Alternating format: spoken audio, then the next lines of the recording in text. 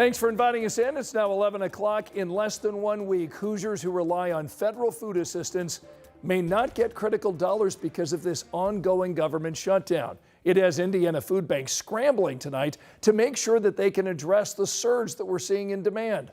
Alex Almanza explains tonight how community leaders are stepping up. SNAP benefits won't load for more than 600,000 Hoosiers come November. Now community leaders are stepping up, hoping that doesn't mean empty plates.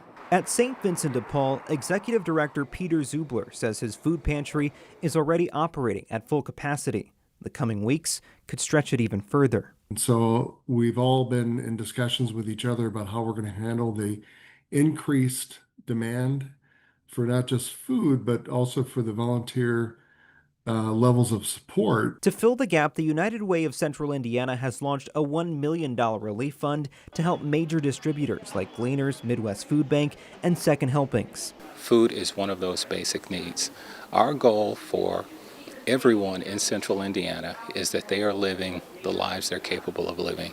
You can't do that if you're hungry. For families trying to find help quickly, the Indy Hunger Network is using its Community Compass app to connect people with free meal sites and food pantries in real time.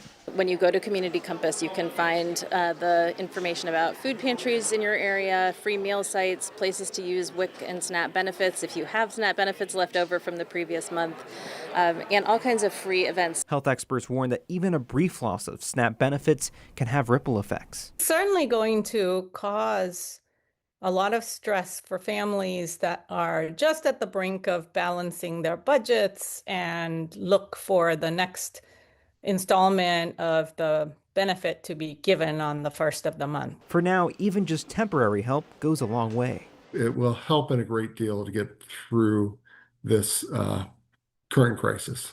City leaders say the first emergency food distribution begins this Saturday at 2 p.m. at Bethel AME Church. No ID is required. In Indianapolis, Alex Almanza, 13 News. Now, we are seeing organizations in so many Indiana communities doing what they can to help. I want to take you to Mount Pleasant Church. This is in Greenwood. Hundreds of families visiting their impact center to help fill their pantries. And the people who work at this center know that number is only going to increase if this government shutdown doesn't end soon. We're just trying to anticipate and be as prepared as we can to handle any additional people or more families that may have that need. People rely on that food stamps, and when they ain't got no food stamps, they ain't got really nobody to turn to. So that's why everybody turns to food pantries, and this food pantry is the main one that I go to.